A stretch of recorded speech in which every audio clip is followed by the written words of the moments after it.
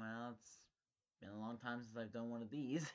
Um, this week I plan on reviewing Jumanji: Welcome to the Jungle, which was released last December. And just a little background on the movie. It's the kinda direct sequel to the 1995 film Jumanji, which was based off a short children's book from way back when. And in this story, this version of Jumanji, we have basically the Breakfast Club stereotypes on a crazy adventure in the jungle.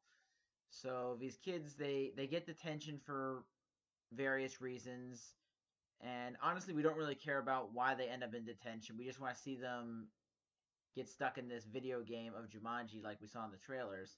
So while they're serving out their detention, they end up hooking up this really old video game system, and then they get sucked into the game once they choose their avatars. And now they're in this jungle video game fighting for survival, where they only have 3 lives and pretty much no real clue about what they're doing, and they are basically learning how this thing works as they go. So, can they get out of there alive? Is there going to be someone who was stuck in the game too for years and years that's going to come to their aid when they really need it? Does this movie like to borrow a lot of things from the original Robin Williams film? Yes, and yes.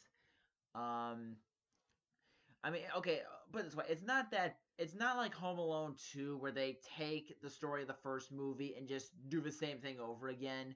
That there are a few surprises. For one thing, it's not a brother and sister who've lost their parents playing this game. It's again 4 kids from 4 different high school cliques that end up meshing together and have to work as a team and overcome their personal differences and their personal problems in order to get out of this game alive.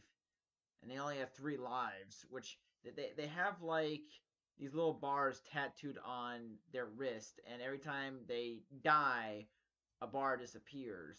And when all bars disappear, so now that I've basically gotten the plot out of the way, I will say this: even though it's kind of a modernized version of Jumanji, because I think nowadays, with how technology has become such a big factor in our spare time, and with the idea that a lot of people are spending times on their phones, which is a whole other conversation, I think this movie does make a lot of sense because there's really not that many people or kids or teenagers for that matter that play board games. I mean, maybe Cards Against Humanity, but there's not that much of board gamers around anymore from what we've seen, at least what I've seen.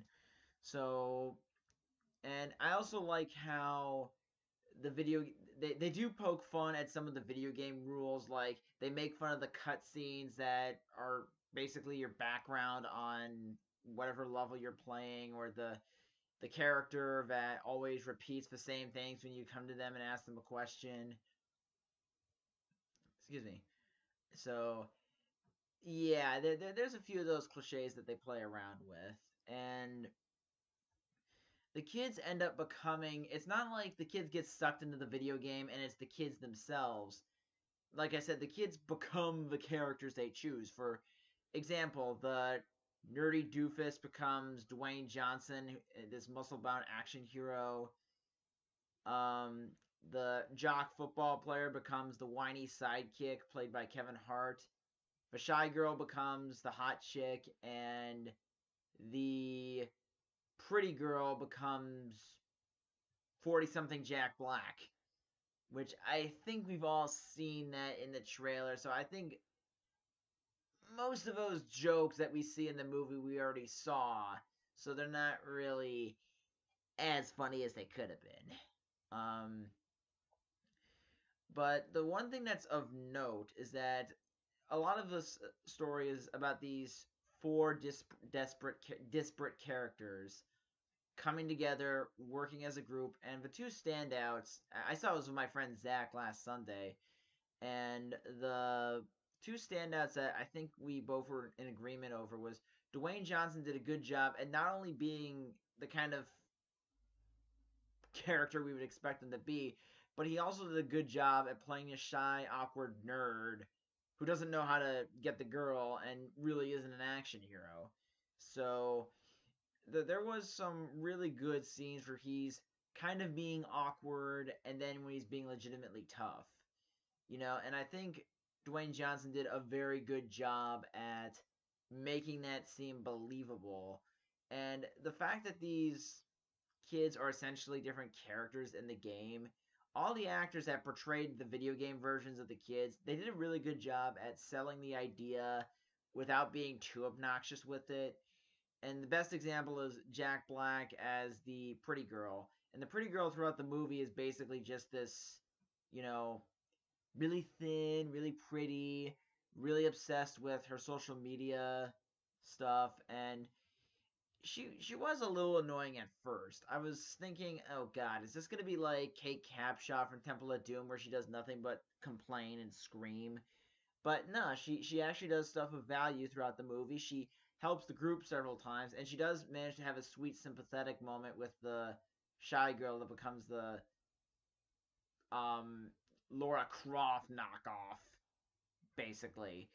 Um, so I think what this movie did well was the interactions of the characters. One of the Jonas Brothers ended up being the guy that was trapped in the game because there's like a whole prologue about this kid in the '90s getting sucked into the game.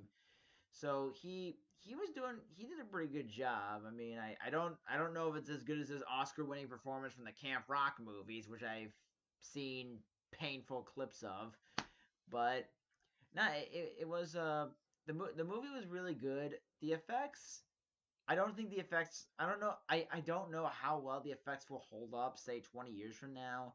But the fact that this takes place in a video game that's supposed to be from way back when, even in the context of the movie, I think that kind of helps because if you look at like yeah, you look at like a lot of old video games, the graphics don't always hold up, you know, even though they were kind of groundbreaking at the time. So I think the fact that they made this video game kind of gives them an excuse for not having groundbreaking effects. I mean, the effects were good, but the fact that it's in a video game kind of gives it the excuse of not having to age well over time, given the context.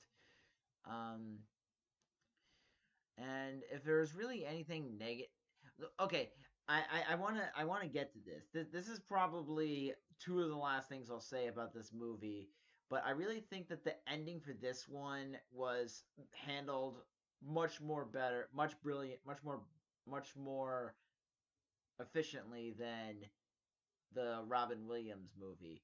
Now, in the Robin Williams film, they the whole gimmick of Jumanji is that once you complete the game, things go right back to normal. Like you're gonna be everything's gonna go back to the way it was before all hell broke loose.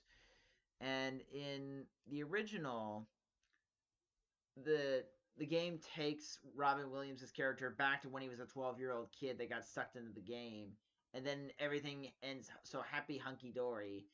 And when I first saw Jumanji, because I saw that before I saw this movie to get some idea, when I saw the original Jumanji, I thought it was going to be okay. Everything's going to go back to normal the when the kids from the '90s were playing with it, like the Kirsten Dunst and some other child actor. I couldn't remember his name. I just kind of figured that the game would go back to when the two kids were playing with it, not when Robin Williams was playing the game in the '60s. So that I thought that was a really cheesy, stupid ending that didn't really match the tone of the movie. But then again, I think you could also make the argument that the tone in Jumanji, the original, was not really. It was trying to be dark, and then it was trying to have this really forced happy ending at the very end, which kind of really didn't bode well with me. But but what this ending did is that it ends with the characters that were playing the game that we were following. So the Breakfast Club, they're basically the Breakfast Club. What else do you want? So the Breakfast Club gang ends up going back to when they started playing the game, and the teenager, or however old the Jonas kid was supposed to be, he ends up being a middle-aged dad with a family, and the house that he was in wasn't abandoned. And all that. I kind of felt like it was a happy ending, and I felt like that was a little more believable. And the tone in this movie was just handled so much better. There wasn't really that many dark stuff. It was mostly this light-hearted action adventure. And that's really the best way I can describe this movie. A lighthearted action adventure with some decent effects, good action, very fun to watch characters, and I don't know if they're going to make another Jumanji movie, but honestly, I think this film is probably where it's okay because they keep making Jumanji movies. The concept's just gonna die, so I think it's fine with where it is, and I think that a lot of people are gonna have a lot of fun watching the movie, and I certainly did. So thank you all for watching, and that is my review.